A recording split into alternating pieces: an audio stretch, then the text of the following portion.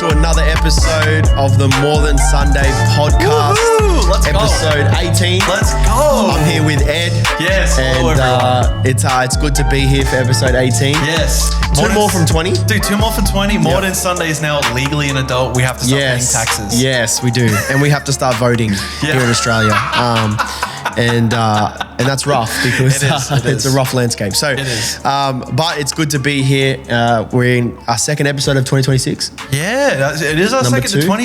And like, dude, the world's moving too fast. It's going way too fast, bro. Like 2025 last year, that's crazy to me, bro. chill vibes, mostly just American, Trump becoming the president officially, all that. Yeah. But now it's just like, oh, is this World War III? Like, what's going on? Or is America the new world order? Like they're taking over everyone, you know what I mean? New one world order. I don't know. Anyway, no, it's, a lot of different things happening. A lot of different things. Dude, I think, so if people don't know, we filmed this in the Dunamis School of Ministry room. Yes, yeah, DSM. And I think it's been getting ready to reset. So if you want to sign up for DSM, it's actually really good. Go for it, yep. I think this guy even teaches a class every now and then. Yeah, revival history this year. Look at that.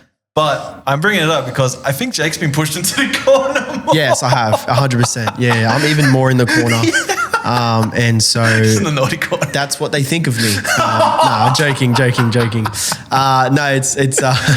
it's good to be in the DSM room. DSM, like Ed said, it's a really good thing. It's not as full on as like a proper going to a like university, Bible college sort of thing. It's not as full on as that, but it's like in the middle where it's like you're still learning a lot of content. You're still learning a lot about the word. You're growing in your faith. Yeah. And like I always say, I discovered my passion for ministry at DSM. Oh, wow. And so I really, really enjoyed it. So if you guys are looking into that, I would encourage you to 100% do it. Last year at Young Adults, I think was one of the things, and we really pushed it. And I think there's a few people who are joining. And so we really believe in DSM, Dunamis School of Ministry. So if you're interested and you go to Dunamis, make sure you check it out. Oh, yeah. It's really, really good. Dude, aren't you starting youth this week, today? Youth's back tonight. Yeah, tonight when we're as we're filming this. yes, on a Friday. It is back tonight. Yep. Oh, dang. Are you hyped for it, Jake? How are you feeling? Dude, I am hyped. Yeah? Yeah, I'm hyped. I you go through the motions, right? Yes. So I hit Monday and I'm like, crap, youth is on this week. we go back very early, just so people understand. We're going back very early because we finished the 28th of November. Yeah, but you finished early as well, Yeah, right? we finished early. So we didn't even touch December because I just stay away from Christmas, at Dunamis, right? Because we just have a full-on month. And so we just want to give everyone a rest, especially volunteers, even some of the youth, like they're involved in stuff too. So we want to sort of give them a break. And then now we're just like, you know what? We got to get back as soon as the second week of Jan because I just think when you got momentum. Yes. I think there was a quote I read, momentum is really hard to get, really easy to lose. Yeah. And so once you lose it, man, it's hard to get back. So something for me, I just think you got to ride the wave and you got to just continue with the momentum. And so that's what we're doing at youth. Back this week, nice. We're giving away, dude, we got given 2 $300 like scooters. Oh, what? You know the little skating scooters? Yeah.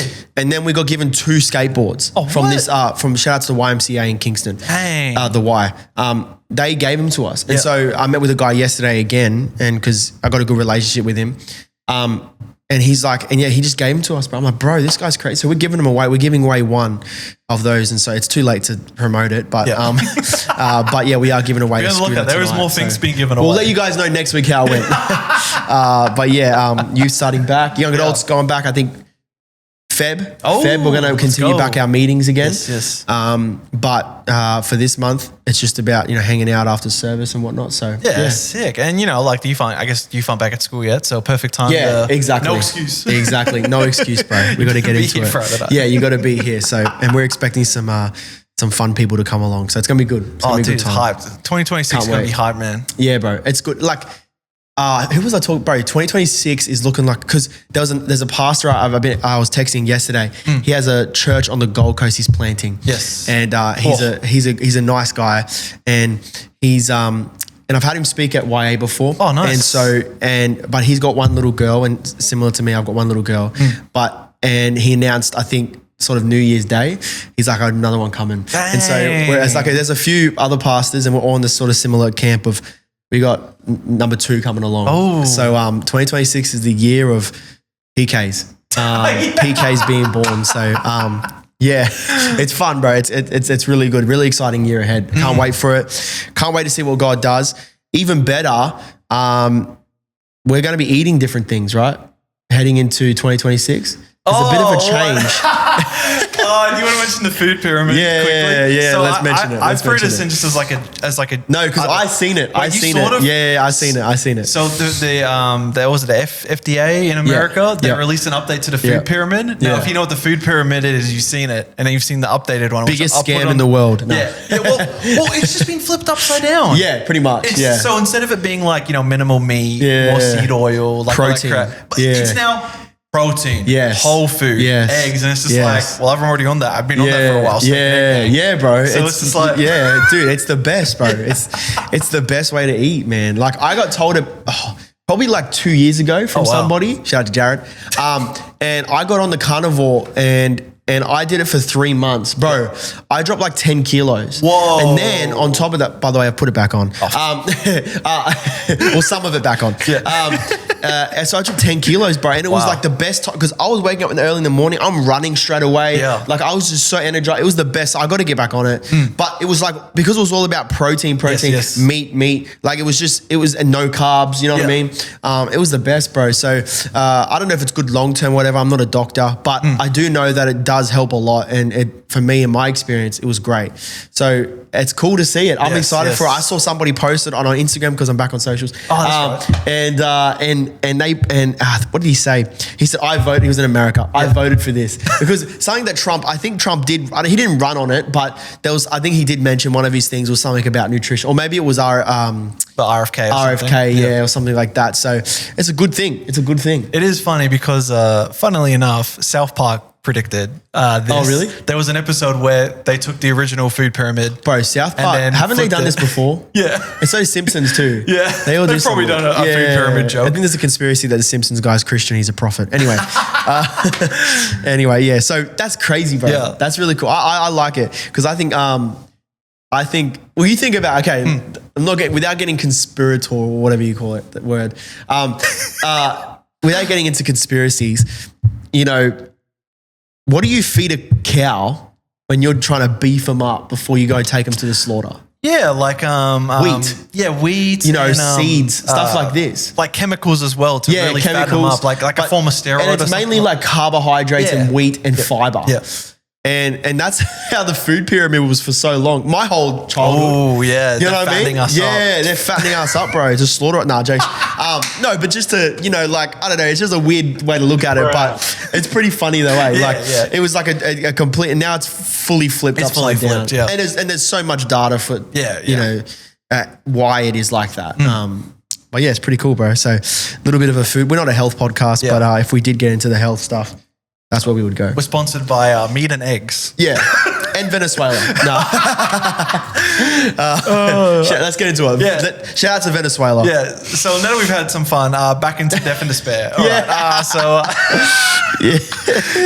look, you've probably heard of it. If you haven't heard of this, you've been living under a rock and you only watch Modern Sunday, which is great. Thank you for that. And that's great. Yeah. So, but you've probably heard of it. Shout out to Mom.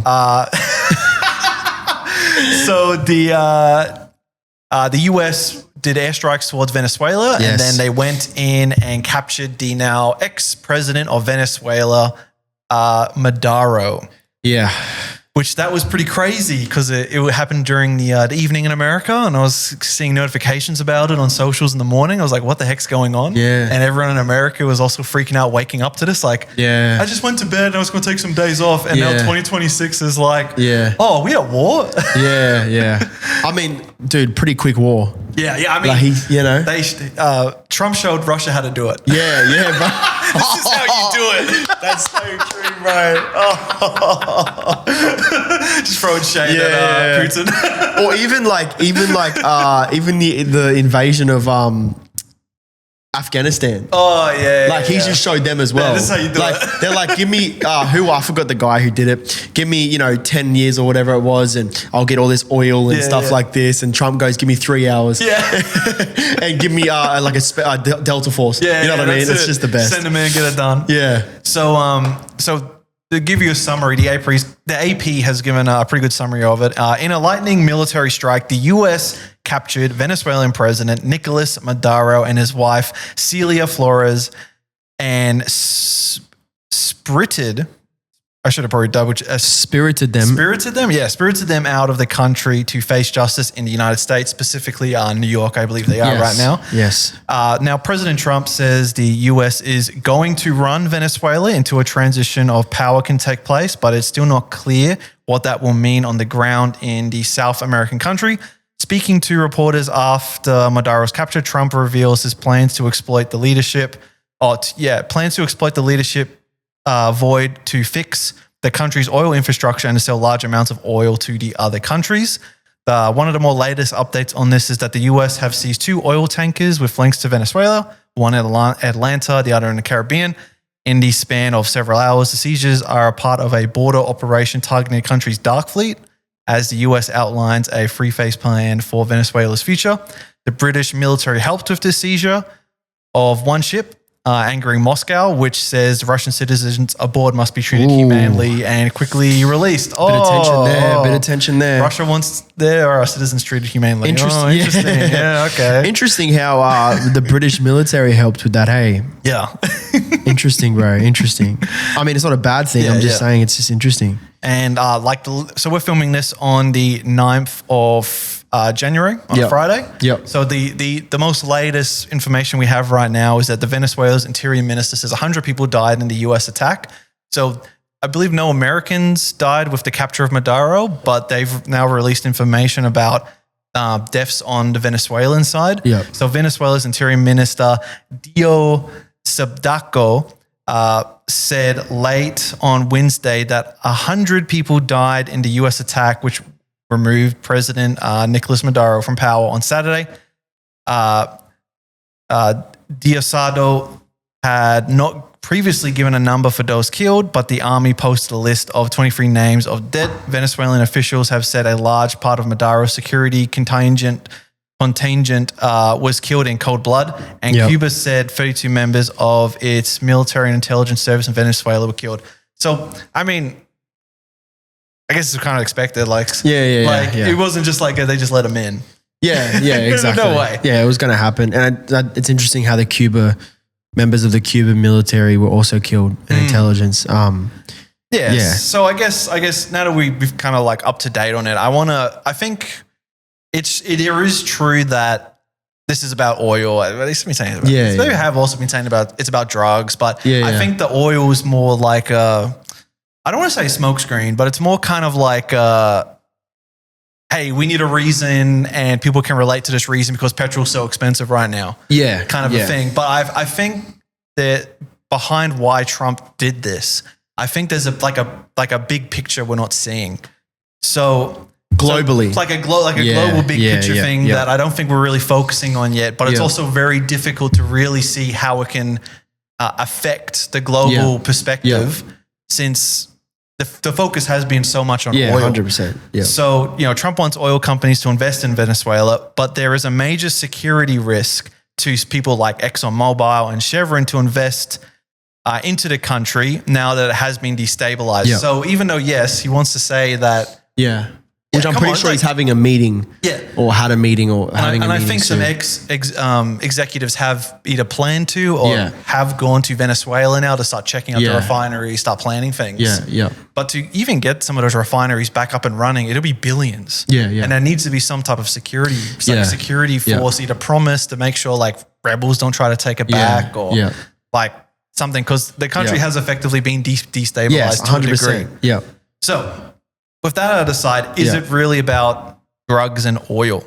So there was this guy on Instagram who actually predicted this earlier in December, literally to a T almost. Bro. I couldn't get the clip. We can't play the clip, but it's pretty crazy. It's pretty crazy. Yeah, he predicted this. Yeah. But there is a YouTuber that I follow, Ryan McBeth. He's a military security commentator. and he talked about like what the real reason of what the US is really doing in Venezuela. And I got 2 big points from the videos that I think this really gives a really good idea about what's really happening with Venezuela. So as we know, headlines and Trump are focusing on oil or drug trafficking. McBeth, however, points out that this is more about countering China and preparing for a potential Taiwan contingency. So yes, we can't forget about what's happening in China and the Taiwan and Asia because Eastern Hemisphere. We're in 2026 and their aging population is now 1 year older. And Xi Jinping is running out of time if he really wants to take Taiwan back like what he did with Hong Kong. Like he's running out of time. He has to do it soon or he just can't do it. Like full stop. So first is protecting the Gulf Coast. So the US aims to remove the risk of hostile power China, placing long-range missiles or bombers in Venezuela, which could threaten the Gulf Coast, the heart of the US oil refinery and energy stability. Who was it? Russian officials were visiting Venezuela like hours before the raid. Was it Russia or China officials? I think it was Russia. There's some sort of connection with Russia as well. There was some sort of like a member from the BRICS was meeting in Venezuela before. Venezuela is almost like a little point of, what's it called? Like a vessel for... It's like an entryway into the Americas. Into the Western, you know what I mean? Into the Western way of things. Because it's right there, you know? So it's really going to affect China and Russia. And Trump's, America's doing their thing right now. So secondly, the Panama Canal. Securing the Caribbean ensures the US can safely transit the Panama Canal. This is crucial for moving forces between the Atlantic and Pacific if a conflict arises in the South China Sea. So I think it was either Vance or one of the other guys was talking about... Rubio? I think it was Rubio or Hegseth. Oh, yes, Hegseth. Yeah. Sorry, I'm saying his name wrong. They were talking about Department of War. Cuba.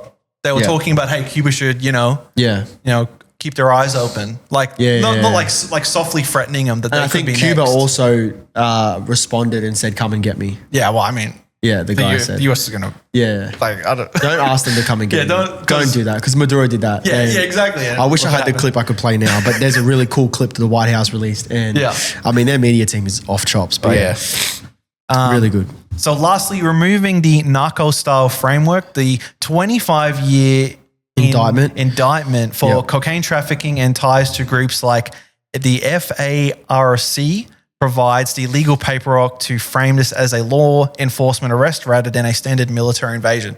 So even though, there was drugs, I really do think that was more of just like a justification. Like that was the cause belli, like for it, which is the cause of war. That's a classic Latin way to say it. Yeah. But I do think the real reason was the petrol to get China out of oil, South Asia, South Americas. And I think it all links in. And I think the grand plan that, I mean, we know that Trump's a hard worker. Like that guy's constantly going. There's rumors that he doesn't sleep very much. Like that guy's always going. Always posting on he's a very, very hard worker. And I admire his work ethic. I think he's one of the best workers when it comes to like being a president. He's accomplished a lot in a span of 12 months. Like he's done a lot. So I think it's all linked. I think he's had a look at all of this and he's seeing the effects of this can affect this, and this. And he's seen it as a positive and he's going to do it. A positive for America. And he's going to do it. Do I think that, and we're not going morally, we're not going into this, but we're just talking politically for a second. Do I think that he wants to expand the Americas? North America into the South. Greenland and all that. The Greenland thing going on at the moment as well, because of national security. I don't think he's into imperialism. I mean, his actions might tell you differently, but I think he's definitely. And I'm not saying he's into. I'm not pro-Trump, but at the same time, like if I'm picking anyone at the moment, I'm probably picking Trump. Well, I mean, if it was who was it? Trump versus Biden or Kamala. That's it. We're definitely picking Trump. No, there's no way, So, I think Yeah, Ed and I will say this too. We're Christians first. So, and we're followers of Christ first. So it's not like we're not picking, conservative right versus left sort of thing. Yeah. Look, Trump isn't.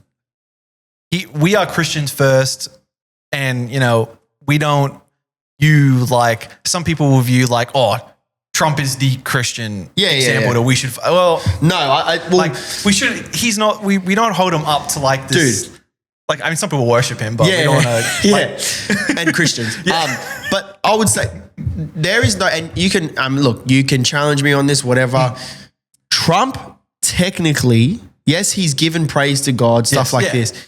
Trump has technically, especially at Charlie Kirk's thing, when he described Charlie Kirk, he said his God and his savior. Look it up. Yeah. And then on top of that, he says, Charlie or whatever says, forgive your enemies. He says, I don't. Yeah, that wasn't the best. Yeah, so I don't think Trump, and some people would argue Trump isn't Christian. Yeah.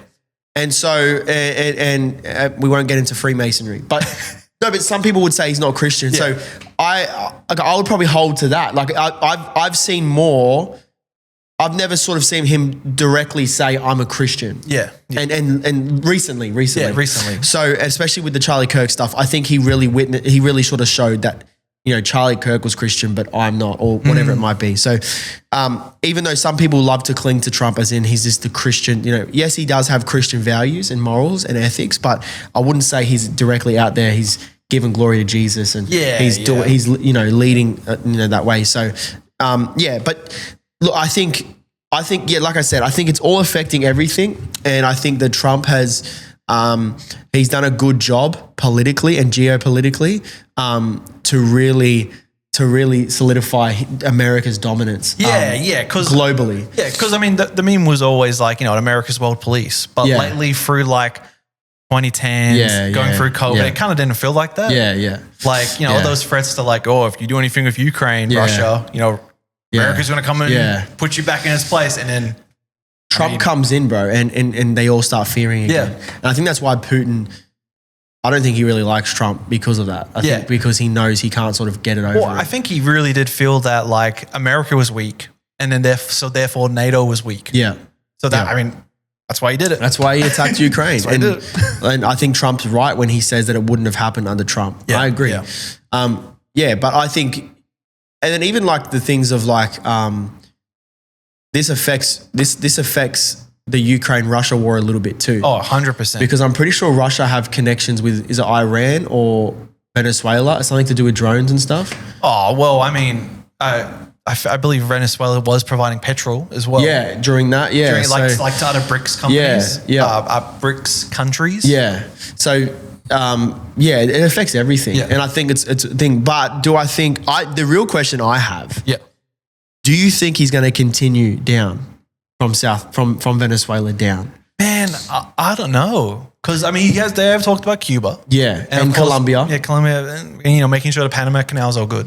There was also talk, and not saying he would do that, but Mexico. There was the jokes, but stuff like that. So you know about how like the Chinese are trying to build EV factories in Mexico, right? Yeah. So it purely depends on how that's going. Yeah. Because I reckon they'd use the cartels as kind of like this is the reason. Yeah. But in reality, it's to kind of like to really see what's going on in those EV factories. Yeah, that's true. So that, they can't put the Chinese EVs on the American market at a very cheap price. Yeah. Compared to your Teslas and so that's like sort of a business sort of thing. Yeah. A bit of a war business wise. I just, but like I think that's what we got to look out for. Yeah. I think we got to look out for America trying to expand south. Yeah. Because there's a lot of resources south, natural resources. Yeah, it's all about resources. Yeah, and I think he just wants that. And and then also the Greenland thing is interesting as well.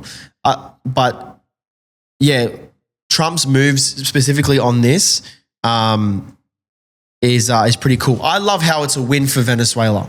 Yes, as in the people of Venezuela. Yes, and I mean I've been hearing about like positives from locals. Like I've been reading about it, about how like the locals have been like they see this as a good. Yeah, there was some people in Brisbane. Venezuelans in Brisbane who were doing a little bit of a thing of like celebrating within the city. And then there was a bunch of other protesters came. But there was that sort of stuff across the globe. Not across the whole globe, but across the sort of different countries, there was a lot of Venezuelans celebrating in victory. Yeah. And then there's obviously the left side, the far left, where there's a lot of imperial, he's imperial. We're not going to celebrate Trump. Trump's an imperialist. He's a monarchy. He's trying to just dominate, whatever, take over the world, stuff like this. And look, I wouldn't jump to that yet. You know what I mean? I would also say, like, if I'm saying in the center, like, there's not too far from that happening. You know what I mean? I mean, it's him trying to dominate everything. You know what I mean? But I'm not saying he's doing that now. I mean, he's only just done this because he's trying to help the people of Venezuela. Yes. Or that's what he says. But yeah, I think oil has a big part to do with it. I think oil is the main reason. Yeah, oil. And I agree with what you said. It's a bit of a smoke screen because he's really trying to get to China. Make sure they stay out of the Americas. Yeah.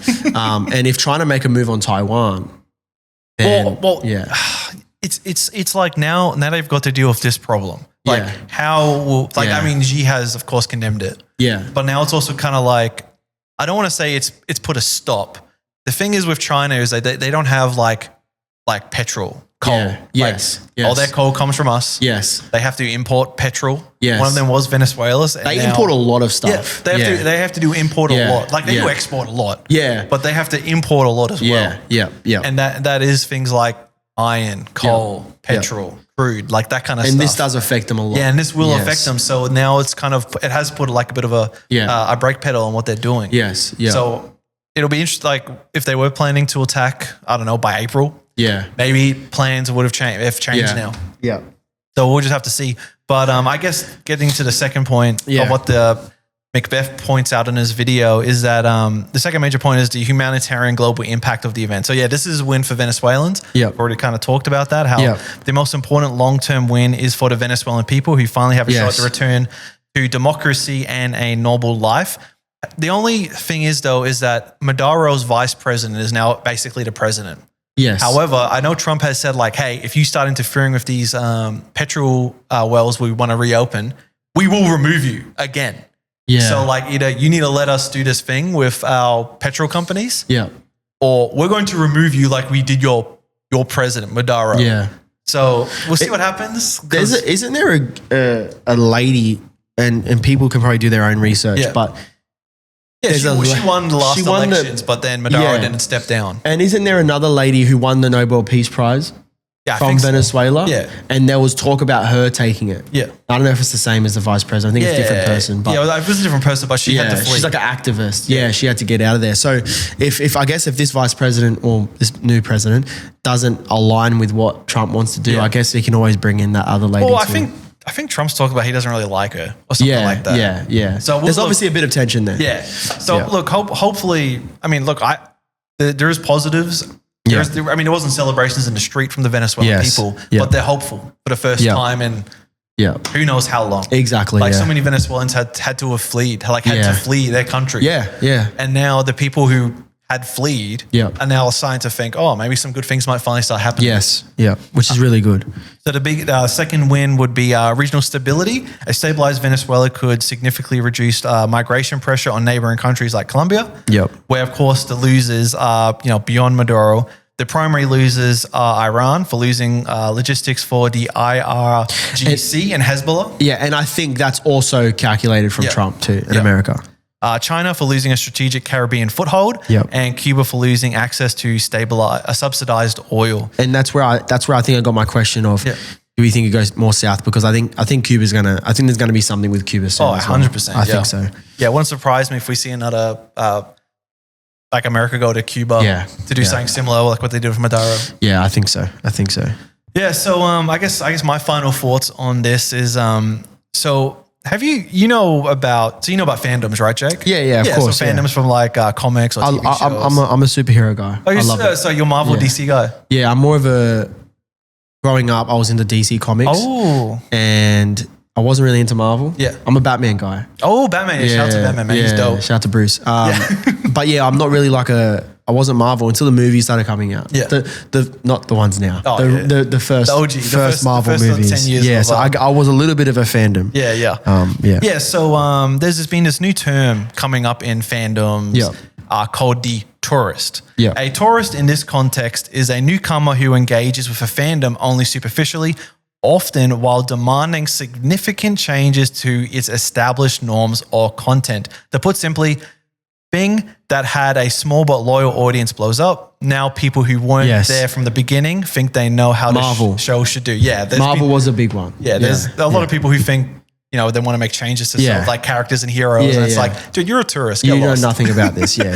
So this is happening right now with the US Venezuela news. Okay. People who think they know what they're talking about actually have no idea what is really going on. The day that the arrest happened, there was a spike on Google searches to where is Venezuela? In my opinion, funny. this isn't about oil, but China. And who knows? Maybe I'm just a tourist. Yeah, exactly. No, it's true. That's just something just to think about with this. Like, are you listening to a tourist or someone who's actually been following Venezuela for a while? And make sure you do your research. I think I'm more of a tourist as well. I just think, I think we got to look into, do your research. It's like with anything in life, just do your research. Make sure you're being informed on the right things and stuff like that. I love the geopolitics. I enjoy it for fun. I don't like it to be, I'm not serious about it. But it's good fun. Me and Ed always talk about it. But make sure you always realize that Jesus is on the throne. Jesus is king and he is Lord. He has all dominion and all power. Jesus is God. And so if you realize that he is all powerful, all knowing, omnipotent. He's so he's Lord of all. And so, in these times, do not rely on your own understanding, but trust in the Lord, as Proverbs 3 says.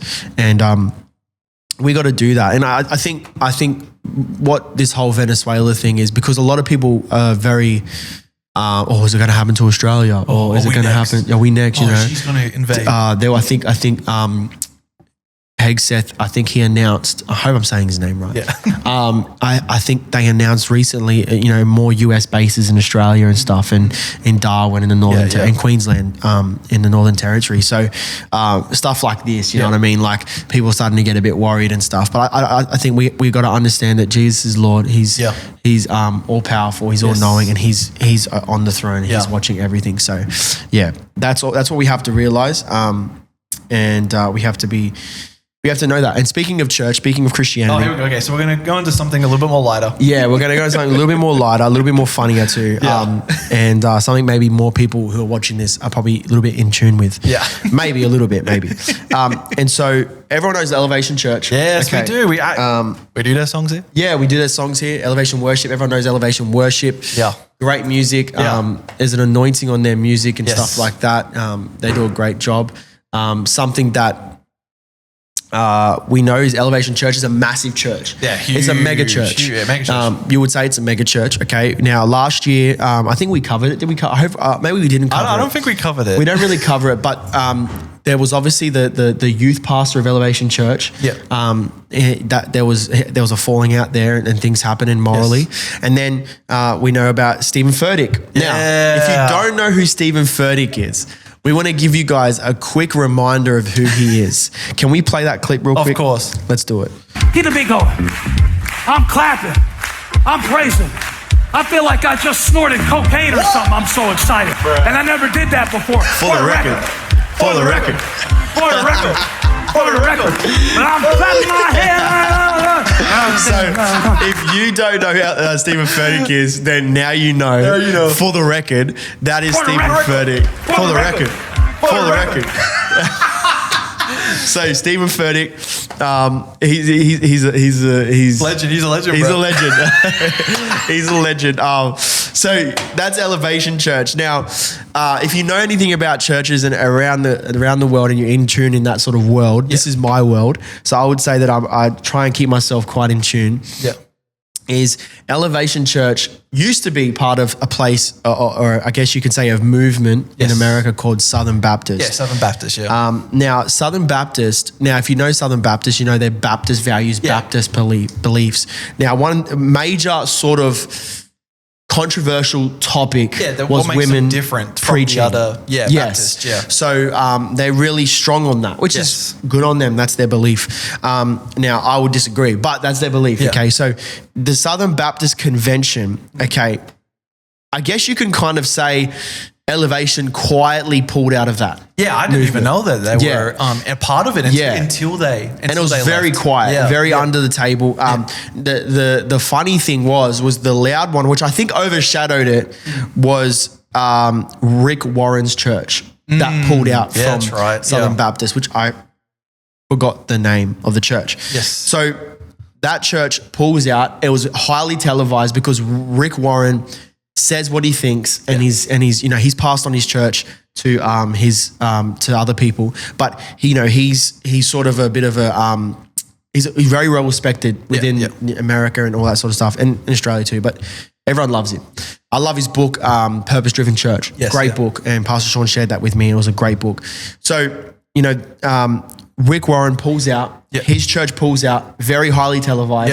Quietly, Elevation, we're going to pull out too. And it was specifically around the women preaching, women in ministry. Because some Baptists don't agree that women can be preachers. Which, I mean, if you've seen any of Elevation, Stephen Furtick's wife preaches. Pretty dominant. Yeah, pretty dominant. There's a lot of women ministry, stuff like that. So, and that's okay. So, let's read it from Southern Baptist Convention. So they withdraw quietly. Stephen Furtick's Elevation Church has announced a new academic partnership that steers the mega church further towards the charismatic and Pentecostal mainstream and away from its Baptist roots. Because obviously it started Baptist church. And I remember seeing videos. I think Stephen Furtick started the church when he was like 24 or something. Super young. So super young. And he started that church. It was a Baptist church. I've seen pictures and videos of him in the suit, just very Baptist, blah, blah, blah. He always has the charismatic though. The way he preaches, the way he delivers his messages has always been that. I always thought he was Pentecostal. Exactly. So did I. I don't know. He was some Baptist. They've released songs that mention Pentecostal fire and stuff like this, and so you would almost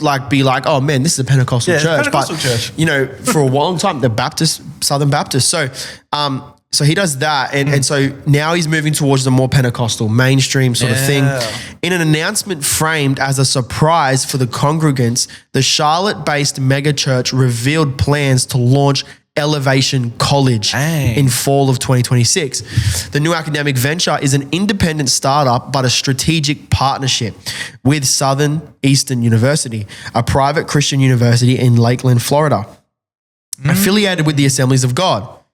There you go. So look, man, maybe Elevation might become an AOG church. Yeah, I mean, that would be huge if that happens. I think AOG over in America is very dominant. They're huge. They're massive over there. They're very dominant. So it would make sense that they would eventually do that. And so I think this is kind of them saying that this is what it is. So AOG is the fourth biggest denomination group in the US, depending on your definition of denomination. Yeah, it's pretty crazy. Yeah, so they're massive. I know there's so many churches over there that are AOG, and it's a massive movement, and it makes sense to me. I think it makes sense for them to do that. I don't know the ins and outs of the politics and all the people and stuff like that, but from the outside looking in, it makes sense that they would do that. If their theology lines up and their ideology and their beliefs as Christians line up, then it's like, make it happen. You know what I mean? Yeah, I heard a story about the AOG from like way back in the day. Yeah. And the rule was if you were a part of the AOG movement and you attended their churches, a part of their beliefs stated that if you were an AOG Pentecostal, you could not serve in the military. They were that against war. Wow. So they didn't even celebrate Veterans Day. Anything that would imply war, they were against. Wow. So it's pretty, I'm against killing people. I'm against war for war. But taking it to that level, it's like, whoa. That's pretty crazy, that's interesting to know. I think for the record, Elevation, good on them. For the record. They're a very controversial church. Oh yeah, there's been a lot of things. That's like one small controversy. That's one. We won't go into the one where he calls himself God. But there's a few, and I am God. There's a few different things and their beliefs. But what you can say is there is an anointing. There is an anointing within their worship ministry, 100%, and they do a great job. Yep. I mean, to see the artists that have come out of Elevation Worship, like Brendan Lake and whatnot. Yeah, the writing there's as well. The writing's crazy. I know good. Stephen Furtick's involved in the writing. I know he's a songwriter himself. Yeah. And so that's why you can see there's a clear push in the church.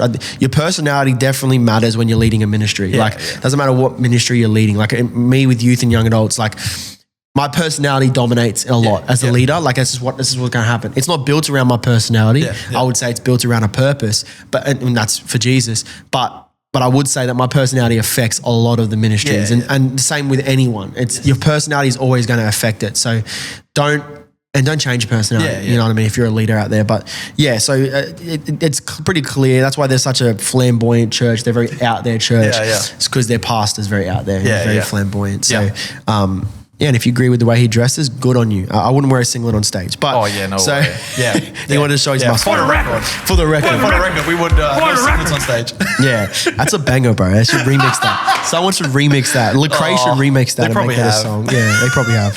We'll play it next week. But really good news. Shout out to Elevation. Shout out to Assemblies of God. Shout out to Southern Baptist. Shout out to everybody. Well, no shout out to the Southern Baptist because then your wife couldn't preach there. Oh yeah, true. Southern Baptist, come on, man. My wife was a Baptist. Shout out to but now she's over here with the Pentecostals.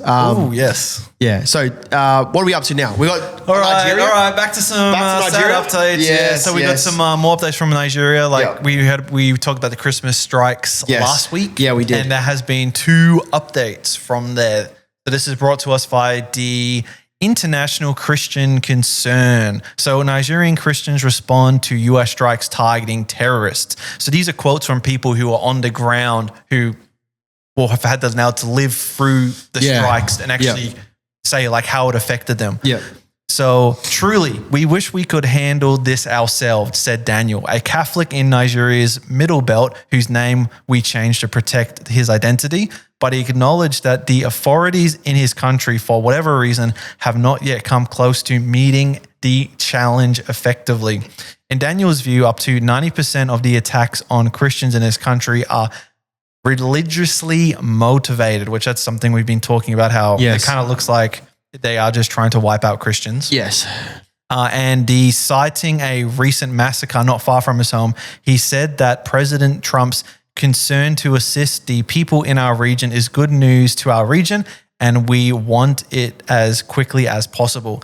A significant number of Nigerian Christians welcome international attention, said someone, adding that many Nigerian Christians, particularly in rural communities, have felt unheard and invisible, and that their suffering does not receive the urgency it deserves. So, we talk about this on and off. I mean, it's mostly just sad news. Yeah. Oh yeah. I mean, there's like nothing positive to report. Yeah, exactly. I think one positive we can though, maybe we could turn it to a positive. Yeah. Is the fact that they feel as though their prayers are being answered. Yeah. They feel as though that it's good. Like he said, it's good news to our region. Yes. And they feel as though that they're getting help somehow. Yes. And so that's a positive, but at the same time, it's not positive because it's still happening. Yeah, well, there's essentially been a retaliation. I mean, it makes sense. They're probably going to retaliate at some point. Yes. So on a recent Monday night, suspect Boko Haram militants launched coordinated attacks on 3 villages, Za, Mabang, and Yodul, and Kilijing in the Hong local government area of Adawada State, Nigeria.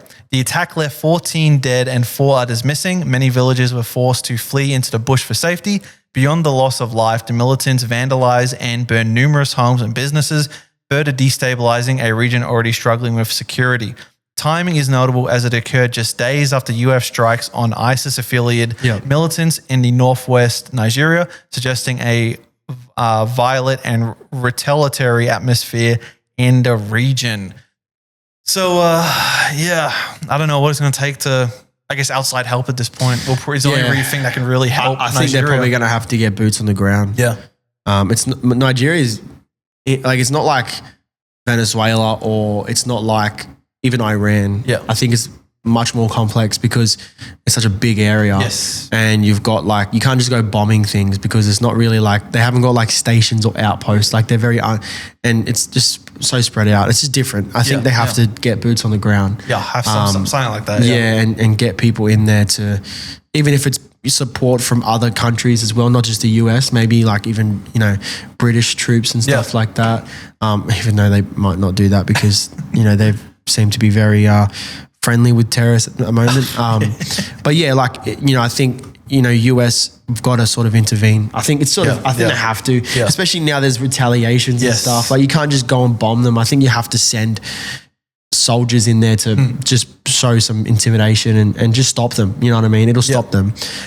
Or, you know, I know there's nothing going to come from it. And people in America are probably like, oh, you know, you just want us to come save you or whatever it is. Yeah. I think they got to get some sort of intelligence in there, like, and try and sort of like, I'm sure the CIA figure it out. Yeah, they're probably in there as well. But like, I mean, like to really knuckle down and get it, to eliminate that, to cut the snake off the head. And I know it's hard because you sort of have like, it's ideological. So it's religious. Yeah. It's not based off of, you know, this dude's just running things because he's making money. Yeah, yeah. It's way more deeper than that. But I do think they can sort of eliminate, you know, even if it's the hierarchy of how it works. There's got to be a hierarchy, especially ISIS. There's a head, there's you know, lieutenants and stuff like that. So it's not going to happen overnight. Like it'll take probably a few months or even years, but they'll eventually get it. But if they're in there, then hopefully they can, you know, just shut it down. Just shut it down. The Nigerian government got to do something too. Yeah, they have to. They can't just sit back and ask America to help them. They got to actually do something. They got to do something, man. And not just join them. Like I don't know if I think he's Muslim. Oh, I think so. I don't know. Anyway, but yeah, look, at the end of the day, when we covered this at the start of the year, last year we covered it. Yeah, last year started. Middle year. Start of the pod. When we covered this, I kind of had the feeling like if this gets worse, then another country has to help because I just don't think Nigeria has the ability to sort their own rubbish out. All the resources. Yeah, they don't have the ability, the resources, anything to do that. So it makes sense that another country would come in and help them or sort it all out for them. So I support other countries going in there and doing it. Australia's not going to do it, so we got to sort our own stuff out. But if US want to do that, then good on them. You know what I mean? I know there's activists and people running around like Nicki Minaj. Like crazy how Nicki Minaj is now at Turning Point USA.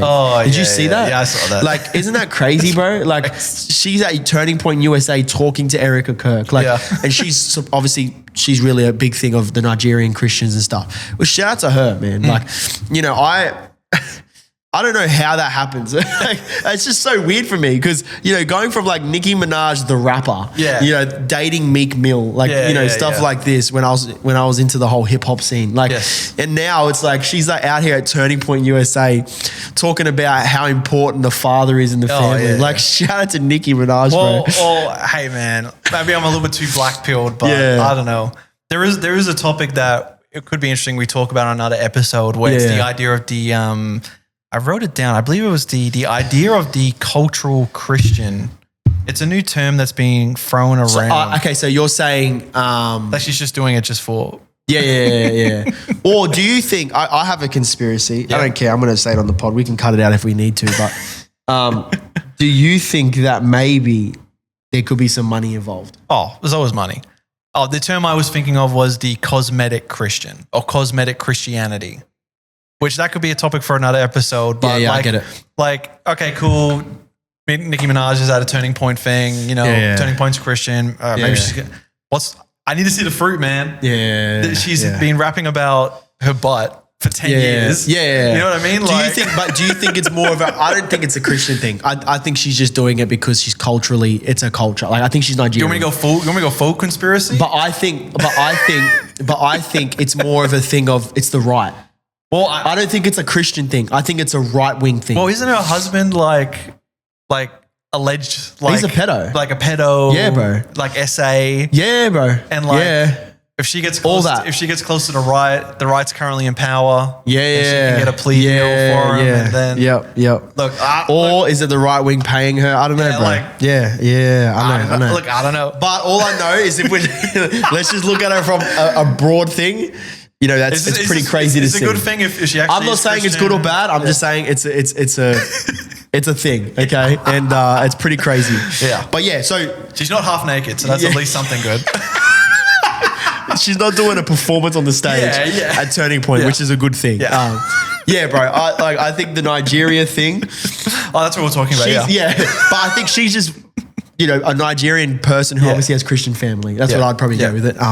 But yeah, it's pretty crazy. I think, like I said, what does it say up here? There was a quote that said, rural communities have felt unheard and that the suffering does not receive urgency it deserves. Where does it say? Up here. Trump's concern to assist the people in our region is good news to our region, and we want it as quickly as possible. The news that it's getting, the attention that it's getting, the people got to love it. The Christian Nigerians got to love it. But I think it's voices like Nicki Minaj and stuff like this who have brought attention to it when no one was. Yeah. And Trump brought attention to it. And so I think they're finally bringing attention to it that it needs to be fixed. Yeah. But we also get into the Christians in Syria. Yeah. The Christians in the Middle East, right? Like who are also experiencing similar persecution, not as bad as Nigeria, or maybe, but that it's just not getting highlighted. Yeah. So it's happening across the globe, and we just have to pray for Christians, pray for the ones who are not in the same position as us, who are living in the West, in Australia. We have it easy. We have it good here. We have a very good. When people say things like, "Oh, Australia is going to be under Muslim rule in 5 years," it's like, dude, no. Like Nigeria is going through that right now. The middle. Like, dude, we have it so good. We have it very good here. It's so good. And we've got to understand that there is still a lot of Christianity within our countries. Yeah. There is still a lot of Christianity. Yes. There is no separation of church and state here. That is America. Yeah. When the prime minister is elected and is sworn in, he goes to a chapel and there is a priest there from the British that he swears to. Yes. There is no separation of church and state here. Yes. All right? It's not America. It is not America. So, you know, they can't stand up there and when they can't put their hand on the Quran. Yeah. Like New York. Did you see that they're having, sorry, we'll just continue, but did you see that they're having, we'll leave this in the pod. Did you see that they're having now prayer calls in New York? On speakers? Prayer calls? So, you know how is in Islam, every so many hours, they'll do a prayer morning, call. noon, if you go to like Middle Eastern countries, they'll have like massive speakers and it'll be like, in New York, they're now doing that. Crazy, hey? Crazy, bro. Look, let's pray for the churches in New York. Yeah. Because they got... Dang, Hillsong? Is Hillsong still in New York? Yep. Oh, they still are? Okay, well... There's a Bethel in New York. There's a New York... Hillsong in New York. Yeah. There's a bunch of churches in New York. And they're doing quite... they're growing and there's a new church over there, Good Company Church. They're growing. It's doing a really good job. But, you know, you got to pray that... that there'll be a move of God. Yeah. You know, I believe there could be. I believe there could be. I believe there definitely could be. But yeah, it's interesting. Very interesting. Yes. But yeah, it's we just got to pray for Nigeria, pray for the people in Nigeria, pray that, you know, if there is other countries that come in and do it, there's not too much, and obviously blood spilled and stuff like this as Christians. But at the same time, we got to pray for justice, and we have to pray that the Lord would watch over his people. Yes, and he would bless his people. But we don't want to end on a bad note, but that's still kind of a good thing. I mean, not a good thing. People got killed, but it's still kind of a good thing that God is still moving. He's still doing great things. And for the record, God is still moving and God is still good. So thank you guys for watching. We have episode 19 next? Yeah, 19 next week. Episode 19 next, which is really, really cool. And 2026 is here. Man, can the news slow down a bit, please? Yes. Yeah. If we're reporting next week, so Trump just invaded Cuba, I'm gonna be so annoyed. Yeah. Dude, can you just do it in a couple of weeks? Yeah, just slow down, bro. Just slow down. Like there's no rush. There's no rush. He's only done 1 year, bro. He's still got 3 more years to go. Chill, bro. And he's like, that guy's gone. Yeah. Anyway, he's got a lot done in 1 year. I will say that, but. Man, like that is a lot of work. Can we bro. catch our breath? Like we're not even in February. We're not even mid-January. Yeah, dude, it's crazy. So thank you guys for watching. We'll see you guys next episode on episode 19. Woo. Almost at 20. Woo. Make sure you like, subscribe, and follow us on all platforms. Yeah. We'll see you next time. Peace out.